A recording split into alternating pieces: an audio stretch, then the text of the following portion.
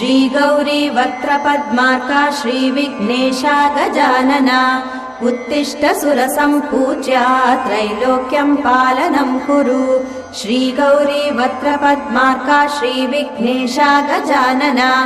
उत्तिष्ठ सुरसम्पूज्या त्रैलोक्यं पालनं कुरु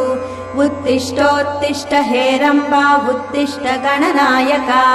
उत्तिष्ठ करुणापूर्णा भक्तानां भाग्यदायका उत्तिष्ठोत्तिष्ठ हेरम्बा उत्तिष्ठ गणनायका उत्तिष्ठ करुणापूर्णा भक्तानां भाग्यदायका श्रीयाकुवाहन शिवात्मज दिव्यगात्रा श्रीभिन्नदन्तधनुजान्तक सूक्ष्मनेत्रा सर्वार्ति दुःख शमना फणिराजसूत्रा देवा गणेश्वर विभो तव सुप्रभातम्।